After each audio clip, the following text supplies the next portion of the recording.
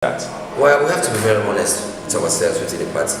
We are at a crossroads within the party. A lot of challenges are happening, and we've done excessively well as a government, as a party over the years. And one of the strongest players that we had in leadership was Dr. He served the party for over 15, 20 years. He was president for 2 terms, and he did exceptionally well to take the party all over the country. And currently, after our convention, the most recent convention, we agreed that we should continue to take leadership until we get after the election. But of observation all over the country, because I'm part of the outreach, one of the outreach activity persons for the party.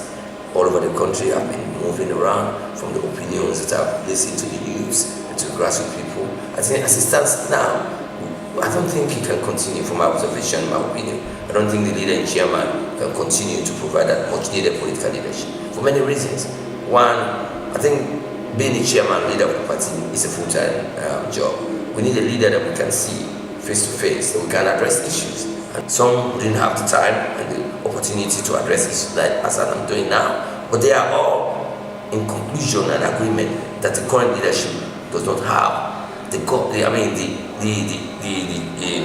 heart to challenge the issues now. We need a leader that we can stand side by side with to challenge issues of national interest, but it's not there. If I got you well on the just concluded program, you are calling on the entire membership of the party, the entire executive members of the party to resign.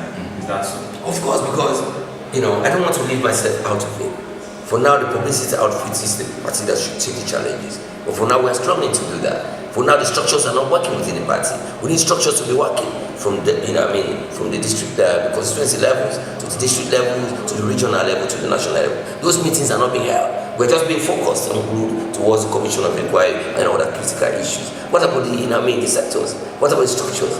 Our membership, we should try to reactivate and rejuvenate the spirit in our membership. But that's missing. If this continues for another year, we've already gone through 1 year. There are only 4 years left. 2 more years for political activities, and the other 2 years will be for election. So are we going to be wasting our time? So let us have leadership that we embrace everybody. Let us have leadership that will rejuvenate the spirit in our membership. But that's missing. Is your view, is it just your view, or it is a view of many in the party? But you are the first person who had this from. No, it's the view from my deliberations around the country, north, south, east, and west. I'm very conversant and I have an opportunity to work with the grassroots people, particularly the youths, because of the way I relate myself with them. And they've been making it very clear that they want a leader that they can talk to. They want a leader that's accessible. That they want a leader that can take this thing as a full-time job. They want a leader that they can work face to face, side by side, to challenge issues. But those are missing links. How long are we going to continue? We love Dr. Nkrumah, but to me and many people, it's not fair on him, it's not fair on the party, it's not fair on the government and the country. So to me, let us provide a respectful exit plan for him and call for an early convention. If it happens that all of us should resign, so that we can call for an early convention, so that we can address these issues holistically in the best interest of everybody. You have people who've been very eloquent, very instrumental in bringing the APC to power. The likes of Victor Bokarifo is no longer with us.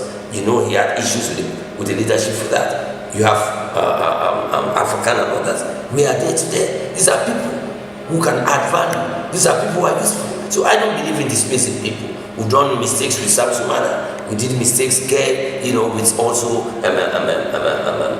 Kamarimba. We don't want those mistakes to continue, because every individual has got votes, whether it comes to 2, 3, or more. But you have people who can take over thousands and thousands. So it's about coming together, looking at the issues holistically and objectively, and addressing it and taking it head on, so that we can move the party from where it is now to where we want it to be. It takes really a radical transformation to do that, so that more young people will be given the political space, the political spectrum to open up. Among our brothers, the most experienced ones have done their level best. But at the end of the time is up. They need to give space to more young people, because over 60% of the voting population of this country are young people. They need younger people. They need people that they can relate to. They need people that they can have access to. But for now, those are missing things, and we need to radically transform that. Okay, so the national reformation movement of the party is calling for constitutional reform. So don't you think that is more better than say the entire leadership of the party should resign? To me, yes, we've all asked for constitutional reform, but at the end of the day, it's happening at a slower pace.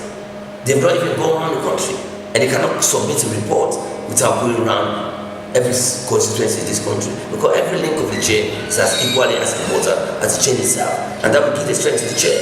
I think I strongly believe in collective representation. The views of every constituent and the country, whether it's a town hall meeting among APC membership, so that their views and their concerns will be captured, and that will make the constitution a much friendlier constitution that will last the test of time. And to me, and to many people, I think we are very slow in moving on the process. We should be very fast. Time is of the essence. We don't have more time now. 1 year is already gone down the drain. What we need now is to increase and accelerate the pace at which we are going. And all we need now is inclusiveness. We don't need to be lambasting people. We don't need to be mouth-washing people. We don't need to be condemning people because they've only joined the party today. Some of us have joined the party in the past 6 years. But you and I know the value that added to the chair. People never wanted the APC in the Kailan district, particularly in Shigweba and other areas. But some people like us ensure that they open the space and they ensure that they follow the vision of the time. That added value. We never won the seats who added value. Similarly, you have one of Vani and others in Kenema. You have other people, Mojo Kakai and others in Puja. But together we can add value. So that's why I'm saying, and I'm always preaching that there's only one we are inclusive. Only when we are there, there's dialogue, and only when we have respect for all of us, irrespective of how long you spent in the party, irrespective of your tribe, your religion, so that all of us, holistically, in an eclectic manner, will take the party from where it is to where we want it to go. So far, I think there's still much to be done. If we want to change the face of the party, we have to change the leadership. We have to make sure we have a youthful leadership. We have to make sure we have a leadership that will have the time and the energy to ensure that we all stand side by side and taking the party from where it is now, in making sure we break through the barriers in the stronghold of the SNP people. For now, there's still much work to be done. So if nobody resigns, are we going to see Honorable Faley resigning to serve as an example to the others? To me, the views of the people is very important. And from my observation and opinion, we really need a strong leadership now. If that doesn't happen, I will resign from my position as Deputy National Publicity Secretary. Not for the party, but to ensure that we put a pressure for the space to be open so that we all will take the party. And I don't want anybody to think negatively about what is happening. The best interest of the party is as important as whatever I want in my life. Okay, thank you very much. He is Honorable Faley, the Deputy Publicity Secretary 1 of the All People's Congress Party.